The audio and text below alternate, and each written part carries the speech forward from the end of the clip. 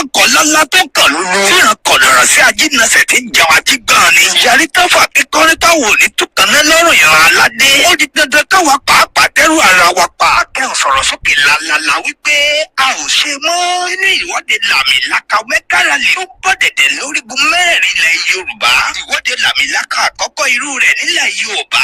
Táwọn akọni wa, aṣáájú wa, òun táwọn olórí ogun wa, generals wa gbogbo owó tán wámúwámú láti ṣáájú. Ó sì mọ kẹ́hùn sọ̀rọ̀ sókè wípé òmìnira ilẹ̀ Yorùbá di dandan pẹ̀lú àwọn àkọ́tọ̀ká àlàkalẹ̀ ètò àti pèsè sílẹ̀. Tá ò lè sọ lórí afẹ́fẹ́ nítorí àwọn sèkí ṣáájú gbogbo tó wà láàrin wa. Gẹ́gẹ́ bí ọmọ Yorùbá rere àti ọmọ ìran aládé tí gbogbo wa ti jọ wá. Ohun tá a fẹ́ ni pé kí gbogbo ọmọ Yorùbá nílé lóko àti lókè òkun lọ múra sílẹ̀ de ìwọ́de làmìlaka tí ó wáyé nínú oṣù karùn-ún yìí. Kẹ́kọ̀ọ́ náà gbáradì láti darapọ̀ mọ́ ìwọ́de làmìlaka tó ń bọ̀ yìí. Torí tó bá di gbẹgbẹgbẹ má gbé sẹ́kùnlé mi ní o. Bákan náà fún àwọn tó bá fẹ́ ràn wá lọ́wọ́ pẹ̀lú ohun kan tàbí kejì lórí ìwọ́de làmìlaka tó ń bọ̀ yìí. Ẹ lè kàn sí wa látòrí www.yorubanationyouth.org fún àlàyé tàbí ìbéèrè síwájú. Ẹ lè pè tàbí kẹ́ WhatsApp Prophet Ayọ̀délé Olúgbulolúwa Yorùbá Nation Youth Leader in all diaspora lórí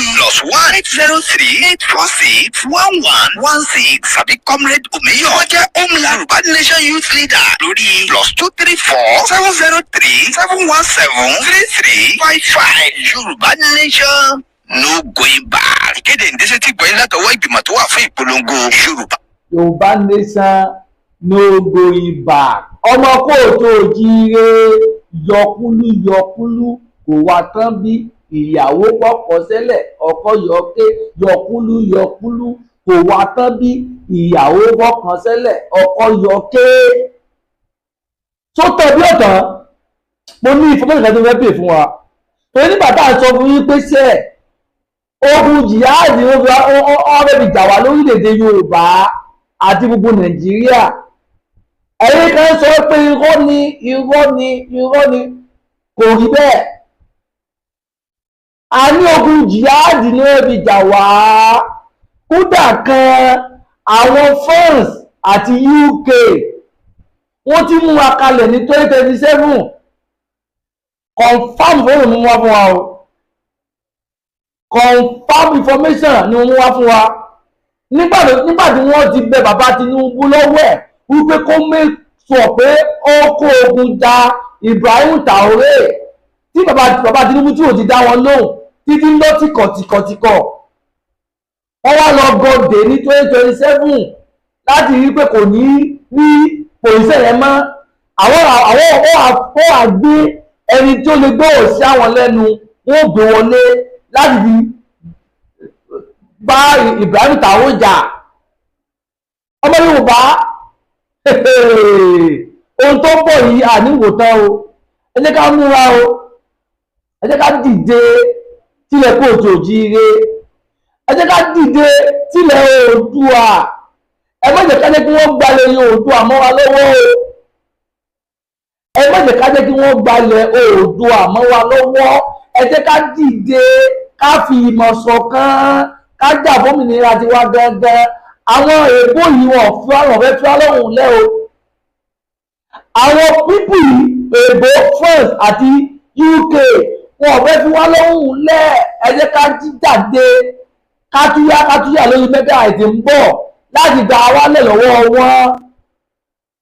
Tí wọ́n bá fẹ́ pé àwọn ò ní gbọ́ àwa náà fi yé wọn pé àwa gan ò ní gbà. Àwa gan ò ní gbà. Kí ló dé? Mo sọ fún pé mo ní information tí mo mú wá fún wa lórí ogun jihadi yìí. Ara àwọn èèbó yìí náà ló tó àṣírí ẹ̀ jáde o. Ló tó àṣírí tó ń bọ̀. Nǹkan àtọ́wẹ́ fi wá dá lórílẹ̀‐èdè wa nípa ogun jihadi èèbó yìí náà lọ sọ jáde. Mo ní lọ́wọ́ tó fẹ́ play fún wa. Ẹ bá mi pín ètò yìí kó lọ dáadáa. Ẹ bá mi pín ètò yìí kó lọ dáadáa káwọn èèyàn wá tó wá gbọ́ àṣírí tí mo tún mú wá. Kó wá gbọ́ àṣírí tí mo mú wá sẹ́ ẹ̀. Ẹgbẹ́ bẹ́ẹ̀ sì mọ̀ wípé èmi kì í rèé àti ọ̀bà náà mọ nínú mo sì ní báwọn nìyí láéláé. Ẹgbẹ́ bẹ́ẹ̀ sì mọ̀ pé èèrà tí ọ̀bà ní ọmọ nínú sẹ́ ẹ̀ èmi ìbílẹ̀ ní TV mi èbí bá wọn rìn. Èyí tí mo mú wá fún yìí authentic ni ẹ fẹ́ ti ara yín gbọ́ ogun jihad àwọn bíbẹ̀ ó wá fi ní ilẹ̀ wa jà o wọ́n fẹ́ gbà ìlọ́wọ́ wa ní o ìjọba France ìjọba UK àti ìjọba Saudi wọ́n jọ wà ní ọ̀rọ̀ ilẹ̀ Yorùbá ni àti ilẹ̀ Nàìjíríà tára yìí wọ́n jọ wà ní ẹ̀ní o àwọn adá nílùú gẹ̀gẹ̀ ní mẹ́ẹ̀ká sún o àwọn adá àjọmọ nílùú gẹ̀gẹ̀ mẹ́ẹ̀ká sún àtùpá ká sún àtùpí yé o ẹ jẹ́ ká dìde o ká jà fẹ́tọ̀ wa tó ẹni tó bá dákẹ́ tí a bá dákẹ́ o ẹni tẹ̀sí àti ibi ṣe ń lọ lórí Nàìjíríà àti ilẹ̀ Yorùbá tí ó ti ń jí wa gbé ni wọ́n ń pa wá ẹ̀yin náà tí mo sọ lọ́sílẹ̀ ní Borno State láìpẹ́ yìí ẹ̀rù bọ́ọ̀ bíbí Ògún ti pa àwọn sójà ẹ̀rù ti dúró bí ẹran ẹ̀rù ti dúró bí ẹran ẹ̀yin náà wò ó ṣé ọjọ́ kádìkòtò kàdé ṣé kò ti máa fi ẹ̀jẹ̀ méjèèjì fi tiwó báyìí lórí ìbéèrè rẹ mú wá fún wa yìí ọmọ kóòtù jíire gbogbo àwọn Odùduwà ṣé ọjọ́ kádìkòtò kàdé ṣé kò ti máa fi ẹ̀jẹ̀ méjèèjì tiwó lórí fọ́bídẹ̀ tí mo mú wá fún wa yìí ìbádàká ronú ọmọ kóòtù jíire gbogbo àwọn Odùduwà ìbádàká ronú ká fi ìmọ̀ ṣọ̀kan ká ìdìbò àwálẹ̀ tí ogun jìyàdì tó bọ̀ bá gbé wa lọ tó wà mọ̀ pé àwọn ọmọ àlè kan ní ògbé lọ kìí sí àwọn ọmọ ọkọ Yorùbá àwọn adá dúró tán ìgbésẹ̀ ànígbà kí àwọn ẹ̀ràn kan kó wá tó wá kó wa lẹ́rú sí ànígbà àwa kò ní kọ́ wa lọ àwọn ọmọ àlè tó jẹ́ pé wọ́n torí àtẹnujẹ wọ́n fẹ́ kí wọ́n wá gbalẹ̀ ilẹ̀ ìran wọn lọ́wọ́ wọn àwọn ni ó kó lọ àwọn ni ogun yóò padà nù ọ̀dàlẹ̀ ni wọ́n sì ń sọ pé ọ̀dàlẹ̀ balẹ̀ kú ẹni tó bá dalẹ̀ kò ní dalẹ̀ iná ni ó padà balẹ̀ lọ ó làwọn ọmọ àlè yẹn gbogbo àwọn ọmọ ọkọ tá a wá dúró tán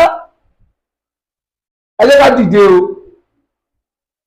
mẹ́ta ìtò ń bọ̀ lọ́nà yìí tí àsìkò bá tó ẹjẹ́ ká túyáyá ká túyáyà ká jáde ká fi hàn wípé ṣé ó tó gẹ́ alùbàtà kan kì í dárin ilé ti yá ilé yá o ọmọ Odùwà ilé yá.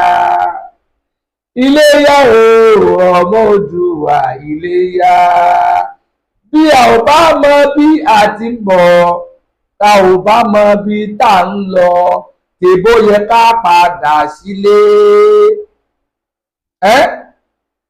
tí àbọ̀ omi tá ń lọ táàdì omi tá ti ń bọ̀ ó yẹ ká padà sílé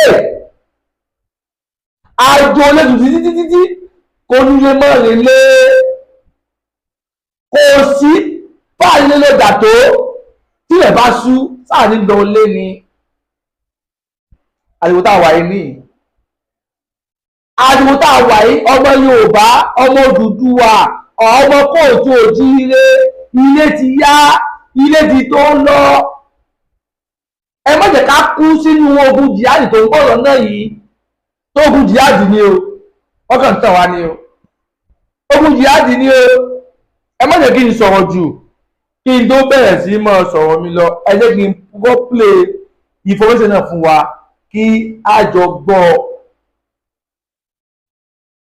ẹ mọ̀ bẹ́ẹ̀ mọ̀ kàn sọ̀rọ̀ dálẹ́ lásán ẹ jẹ́ kí n play fún wa kí a jọ fi tá a wa gbọ́ látẹnu ẹni tó sọ̀rọ̀ náà jáde ẹ má bá wa ká lọ ẹ bá wa pé ètò lẹ́ẹ̀kan sí ẹ̀dùn mọ́wàá láti bá wa subscribe tó YouTube channel wa ẹ ti gbọ́ ẹ̀yin fans BMI TV ẹ bá wa subscribe mu YouTube channel wa ẹ bá wa tan television bed yẹn ẹ bá wa tan ẹ̀yin tá bá di drop fídíò ẹ̀yin yẹn ní àkọ́kọ́ tẹ́lẹ̀ kọ́ mọ rí fídíò wa òun la fi sọ kẹ́ bá wa tan bẹ́ẹ̀tì yẹn ṣe ti gbọ́ ẹ ṣe kan ni ẹ má bá wa ká lọ. They are systematically taking over Nigeria, and they want to make Nigeria into a Muslim caliphate. And the Fulani ethnic militia, the Muslim terrorists, go into Christian villages. They're not coming in with cattle. They're coming in on motorcycles with AK-47s and killing everything that moves, and then destroying and razing the entire village. And yelling Allahu Akbar while doing it. And has nothing to do with climate change. These are nomadic herders that have 500-year-old view of cattle farming. Nigeria was 70% Christian. Amazing. Now it's 50-50. It's 50% Muslim, 50% Christian. Because they've been killing. Because they have been going back to their systematic jihad. Now, look, Islam has conquered every civilization it's touched since 640 AD through three methods of jihad. One, cultural jihad. We'll move in, we'll blend in with the population as we're a minority. Then they start gaining a population, having lots of kids. Then once they get a population, they do political jihad. All right? And cultural. Then cultural jihad. Then after political jihad, once they have the political cover to do the violence, they go into violent jihad and take over territory. And that is how they have systematically taken over all of northern Africa.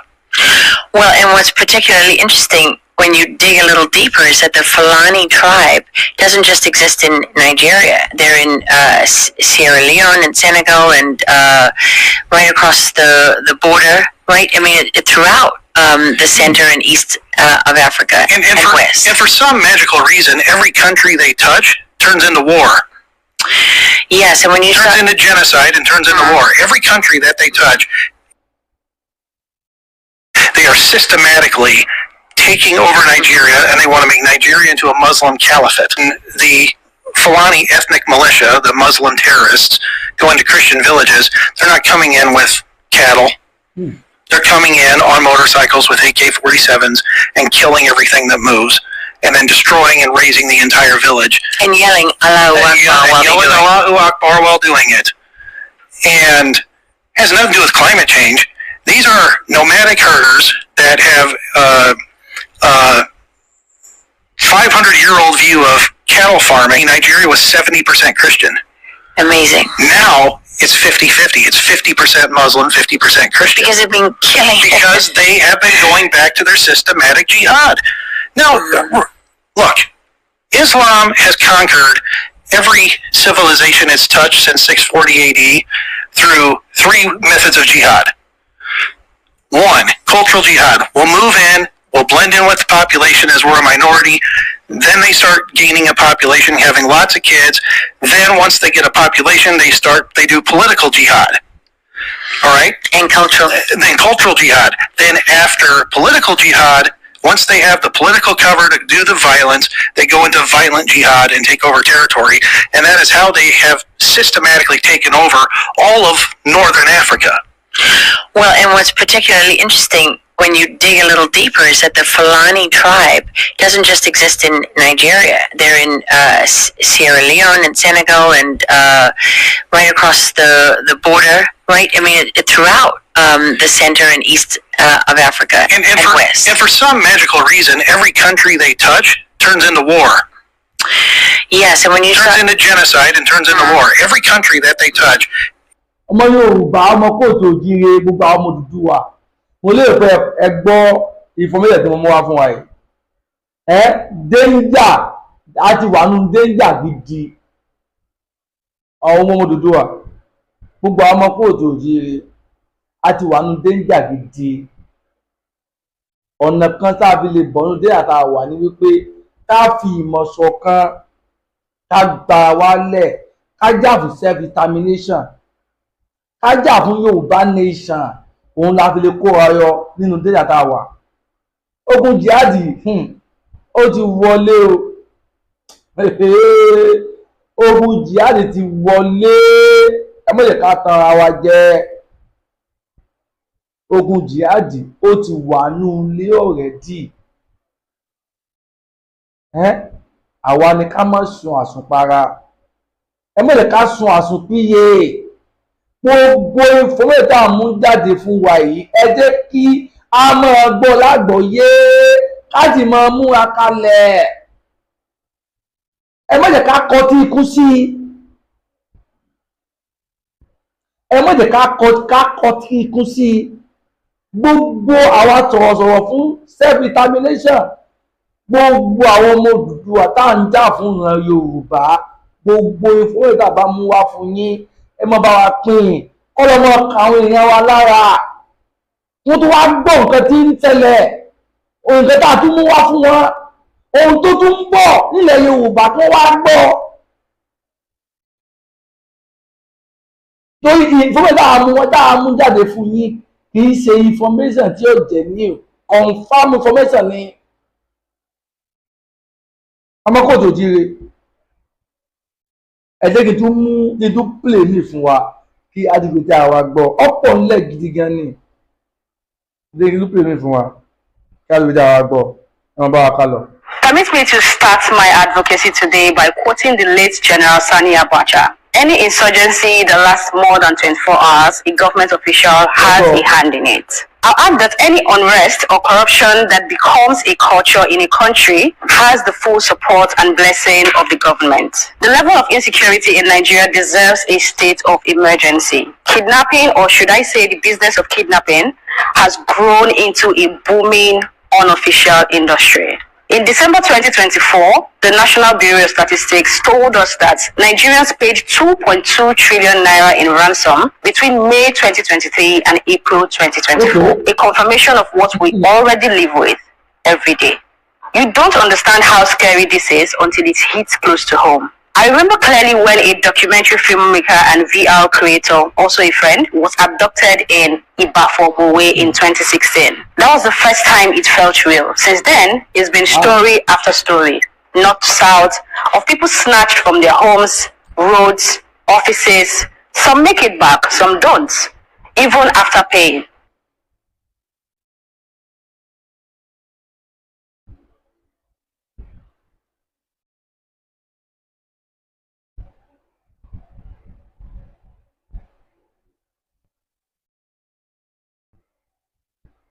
Story after story, north to south, of people snatched from their homes, roads, offices. Some make it back, some don't, even after paying. In February 2025, retired Brigadier General Siga was kidnapped in his own home and spent 56 days in captivity. But what shook me was the note of appreciation published after his release. The ransom demand reached 400 million naira. And a WhatsApp group called SIGA was created. Over 300 people contributed, including 7 military officers. So I ask, if a general is this unsafe, what happens to the rest of us? Are we on our own? Should we start running? Despite the government's insistence on linking phone numbers to NINs, that's the National Identification Number, in the name of national security, the kidnappers keep calling. They negotiate and arrange drop-offs. However, the same lines these criminals use remain untraceable. How? Are they invisible? 2.2 trillion was paid, yet we don't even have a working identity system. Under Nigeria's law, paying ransom is a crime punishable by 15 years imprisonment. So will they arrest the contributors of the SIGA group now? This isn't about fear anymore. It's about failure. A failure of leadership, a failure of consequences, and a failure of the system. Ọmọ Yorùbá, ọmọ kóòtù òjíire, ọmọ Odùduwà, mo lérò pé information mú wá fún wa yìí, mo lérò pé àfidá agbọ́ dáadáa rí. Agbọ́ dáadáa, tá a bá ń sọ wípé ṣe ogun jihad ni àwọn bípù pé wá jà wá. Pàwọ́ fún yín o, nǹkan táyé là ń sọ fún yín o. Wọ́n fẹ́ wá gbalẹ̀ lọ́wọ́ wa ni, wọ́n fẹ́ sọ ilẹ̀ Nàìjíríà àti gbogbo ilẹ̀ Yorùbá di Islamic State. Wọ́n tún fẹ́ wá colonize sí wa lẹ́ẹ̀kejì. Ẹ má jẹ́ ká gbà fún wọn. Ẹ má jẹ́ ká gbà fún wọn tí wọ́n tún colonize sí wa lẹ́ẹ̀kejì mọ́. Ó tó gẹ́ alùbàtà kì í dárin. Ilé ti yá, ilé ti yá, ilé ti yá, ilé ti yá. Ẹ jẹ́ ká dún wámúwámú, ká jọ jà fún sẹ́mìtà mẹ́ta bàbá wa emeritus ọ̀jọ̀gbọ́n Professor Banji Akíntóyè tí wọ́n gbé dání. Ẹ jẹ́ kí a jọ fọwọ́sowọ́pọ̀ pẹ̀lú wa Ìgbòho ṣá alápàájí of Yorùbá land, alápàájí of Yorùbá land lórí Yorùbá ìlànà tó gbé dání. Ẹ jẹ́ ká jọ fi mọ̀nà pẹ̀lú ẹ̀. Mo ti gbàgbọ́ lágbọ́ Ọlọ́run àjọ délẹ̀ lérí ni ilẹ̀ lè dáwọ́ lọ́ọ̀kan iṣẹ́ àjọ débẹ̀ ni láṣẹ Èdùmàrè, láṣẹ Èdùmàrè, láṣẹ àwọn alálẹ̀ àníkú sọ̀nà bí èéfín. Olódùmarè ló ti bá wa lọ́ra bàbá wa emeritus Fọdọ̀ Bánjí Akíntóyè ló bá wa lọ́ra ẹ̀mí ogun fún wa. Àníwá wọn ti báyìí láṣẹ Èdùmàrè.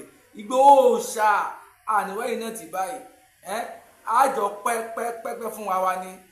Ikú kan ò ní yín pa báyìí o. Iṣẹ́ tí àwọn irúnmọlẹ̀ Yorùbá gbé lé lọ́wọ́ ṣe àjàyè